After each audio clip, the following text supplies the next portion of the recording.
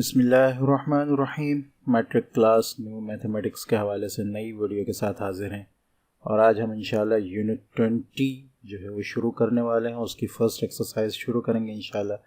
लेकिन उससे पहले शुरू करने से पहले कुछ चीज़ें हैं जिनका जानना बहुत ज़्यादा ज़रूरी है। जैसा कि आपके यूनिट का नाम भी ये है कि थ्योरी ऑफ क्वाड्रेटिक इक्वेशन। ठीक है, तो क्वाड्रेटिक इक्वेशंस या आप यूँ कहें कि अलजेब्रिक इक्वेशंस या अलजेब्रिक एक्सप्रेशंस, ये तमाम चीज़ हम काफ़ी डिटेल के साथ जो है 9 क्लास में हम पढ़ चुके हैं और यूनिट 3 के शुरू में एक डिटेल के तौर पर जो है अलजेब्रिक एक्सप्रेशंस को जो है बहुत तफसील के साथ हमने वहाँ डिस्कशन की थी। लेकिन यहाँ थोड़ी सी चूँकि आगे सबक ऐसा आ रहा है, यूनिट ऐसी आ रही है, तो एक छोटी सी डिस्कशन वो जो वहाँ की थी तफसील से उसको भी यहाँ ज़िक्र कर लेते हैं। ठीक है, तो बेसिकली क्वाड्रेटिक इक्वेशंस तक पहुँचने के लिए, क्योंकि जैसा कि यहाँ इक्वेशन का नाम ज़िक्र है, तो उससे पहले हमें ये समझना ज़रूरी है कि इक्वेशन क्या चीज़ होती है और इक्वेशन से पहले एक्सप्रेशन का समझना बहुत ज़्यादा ज़रूरी है। ठीक है, तो एक होती है अलजेब्रिक एक्सप्रेशन, ठीक है, और एक होती है अलजेब्रिक इक्वेशन। ठीक है तो अगर अलजब्रा यानी वेरिएबल्स के साथ कोई ऐसी चीज़ लिखी हो, ऐसी लाइन लिखी हो जिसमें ये इज़ इक्वल टू का निशान नहीं आ रहा हो, ठीक है, यानी जैसे ये लिखा है, ठीक है, ये अलजेब्रिक एक्सप्रेशन है। ठीक है, इसी तरह 2x square plus 4x plus 6 ये अलजेब्रिक एक्सप्रेशन है। लेकिन जैसे ही इसमें इज इक्वल टू का निशान आ जाएगा, ठीक है, तो ये अलजेब्रिक इक्वेशन हो जाएगी।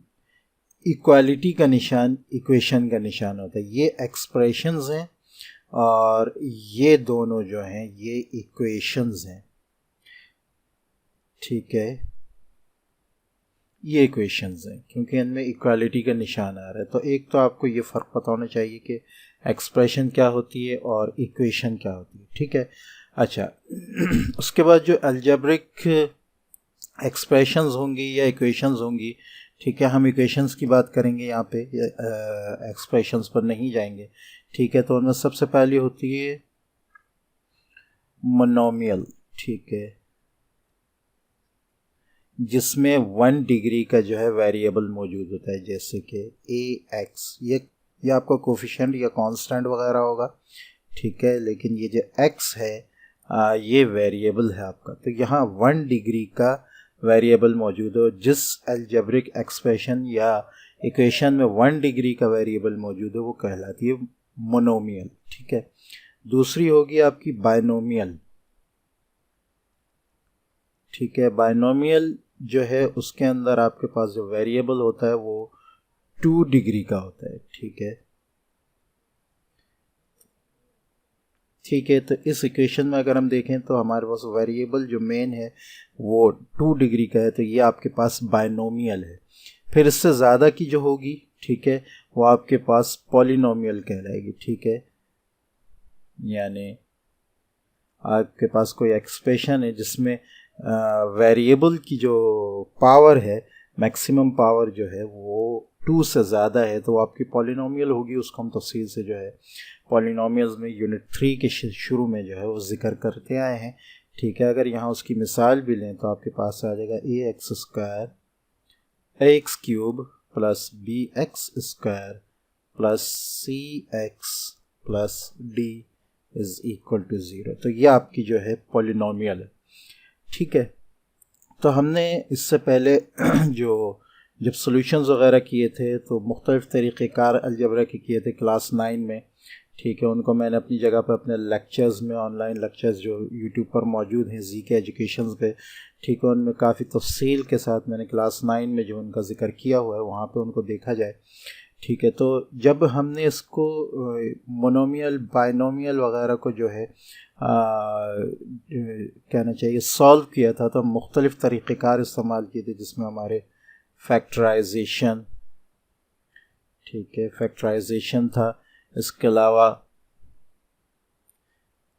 कंप्लीटिंग स्क्वायर मेथड भी था, ठीक है। और इसके अलावा जो है और क्वाड्रेटिक, ठीक है, क्वाड्रेटिक इक्वेशन जो है उसको भी, क्वाड्रेटिक फार्मूले का भी, जो बेसिकली कंप्लीटिंग स्क्वायर से ही डिराइव्ड है, लेकिन इसमें ज़्यादा आसानी हो जाती, क्वाड्रेटिक फार्मूले को भी हमने इस्तेमाल किया था, ठीक है। और जब अब पॉलिनोमियल्स की बात आई थी तो हमने मज़ीद और तरीक़े जो है वो इस्तेमाल किए थे, जिसमें आपका फैक्टर थ्योरम था, ठीक है। इसके अलावा रिमाइंडर थ्योरम था, ठीक है, रिमाइंडर थ्योरम, ठीक है। लास्ट में हमने साइंथिटिक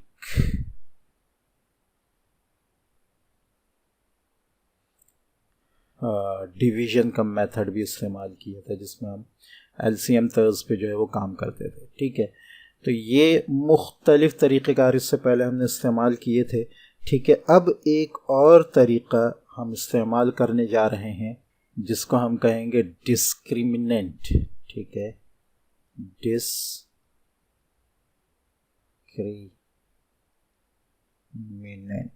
ठीक है। यही मेन टॉपिक है, आगे आप इसको डिस्कस करेंगे, ठीक है। तो जब क्वाड्रेटिक इक्वेशन आपके पास आती है, जैसे कि हमें पता है कि क्वाड्रेटिक इक्वेशन जो है वो है ax² plus bx plus c is equal to 0, ये क्वाड्रेटिक इक्वेशन है, ठीक है। अच्छा, इसके लिए फार्मूला जब हम x को मालूम करेंगे, तो हमें x की वैल्यू मालूम करनी होती, तो फार्मूला लगेगा -b plus minus √b² minus 4ac, ठीक है, अपॉन 2a, ठीक है। तो ये हम x को मालूम करेंगे, यहाँ जो इक्वेशन हमारे पास आ रही है इसमें x की वैल्यू मालूम करने के लिए हम इसको लगाएंगे, और ये हमारा कहलाता क्वाड्रेटिक फार्मूला, क्वाड्रेटिक फार्मूला, ठीक है। और ठीक है, और ये कहलाती है क्वाड्रेटिक इक्वेशन, ठीक है। अब ये जो x हम मालूम कर रहे हैं ये इसका रूट है, ठीक है, ये कहलाएगा इसका रूट। तो नेचर ऑफ रूट मालूम करनी होती है कि रूट की नेचर क्या होगी, ये कहलाती है डिस्क्रिमिनेंट। इसको हम d से, या आई थिंक आपकी बुक में ट्राइंगल से जो है वो डिनोट किया गया, कुछ भी कह लें। तो इसको मालूम करने का जो फार्मूला है वो है b² माइनस 4ac। ये असल में ये जो रूट के अंदर आपके एक्सप्रेशन आ रही है वो है, ठीक है। तो ये जो है ये कहलाती है डिस्क्रिमिनेंट, ठीक है, डिस्क्रिमिनेंट भी कहलाती है, और नेचर ऑफ रूट, इससे पता चल जाता है कि रूट की नेचर क्या होगी। अब रूट की कितनी किस्म की नेचर होगी इसको हम आगे डिस्कस करेंगे, लेकिन बहरहाल जो भी नेचर हो वो सिर्फ इतनी एक्सप्रेशन से पता चल जाता है, और उसको हम नेचर ऑफ रूट भी कहते हैं और डिस्क्रिमिनेंट भी कहते हैं, ठीक है। यहाँ तक ये बात होगी। अब ये चीज़ जो है ये इसका, जैसे कि आपको पता चल रहा है, डिस्क्रिमिनेंट कहला रहा है, ठीक है। तो अब जब हम इसको मज़ीद समझने की कोशिश करेंगे तो हम इसको देखें, ऐसे लिखते हैं d is equal to b² minus 4ac, ठीक है। अच्छा, जब ये रूट निकलेगा तो ये रूट 3 किस्म का हो सकता है, या तो ये रूट होगा इस 0 के बराबर होगा, ठीक है, या ये रूट जो है 0 से ग्रेटर होगा, या ये रूट जो है वो 0 से कम होगा, लेस देन 0 होगा, यानी माइनस में होगा, ठीक है। तो जब ये 0 होगा तो नेचर ऑफ रूट क्या होगी, वो इक्वल होगी। इक्वल से मुराद ये कि एक ही किस्म की आएगी, प्लस या माइनस में, या 2 किस्म की रूट नहीं आएगी। उसकी वजह यह है कि अगर हम फार्मूले में देखें b², ठीक है, या जो फार्मूला, एक minute, x is equal to b² plus minus ये हम कर लें 0, ठीक है, और नीचे कर लें 2a, ठीक है। सपोज ये 2a आपका 2 आ रहा है, जो कुछ भी आ रहा है नीचे रियल नंबर ही आएगा, तो ये सही होगा, ठीक है। लेकिन जब ऊपर हमारा 0 आ रहा है तो ये बाद में ये सारा मल्टीप्लाई होकर ऊपर 0 ही आएगा, 0/2 करके नीचे 0 आंसर आएगा। जब 0 आंसर आ रहा है तो ये ना प्लस में है ना माइनस में, ए के ही रूट आ रहा है, तो ये रूट जो है इक्वल है, ठीक है। दूसरे ये कि रियल नंबर है। रियल नंबर क्यों है? क्योंकि हमें पता है कि आखिर में जो आंसर आ रहा है वो 0 आ रहा है, और 0 रियल नंबर्स में से है, ठीक है। और तीसरे ये कि ये रैशनल भी होगा, ठीक है। अच्छा, अब हम आ जाते हैं दूसरे की तरफ कि अगर इसका रूट जो है, यानी यहाँ जो रूट आ रही है उसकी नेचर मालूम करने के लिए अगर वो 0 से ज़्यादा होगी तो फिर क्या होगा? रूट्स अनइक्वल होंगी। अनइक्वल क्यों होंगी? फिर दोबारा हम फार्मूले का अगर देखें तो x is equal to B square into plus minus, यहाँ हम रख देते हैं 25, ठीक है, जो 0 से ज़्यादा है, ठीक है।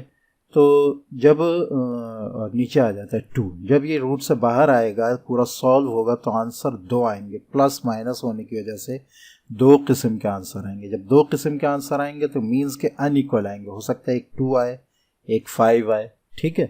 तो इससे दोनों इक्वल नहीं होंगे, अलग अलग होंगे, ठीक है, जबकि यहाँ इक्वल एक ही आ रहा था। तो ये मुराद है अनइक्वल से कि 2 आंसर आएंगे, ठीक है। दूसरे ये कि ये आंसर रियल आएंगे, हमेशा रियल नंबर्स होंगे, ठीक है। अच्छा, इसमें मज़ीद डिवीजन होगी लेकिन इसको हम बाद में देखते हैं, ठीक है। रियल होंगे, ठीक है, ये हो गया। और अगर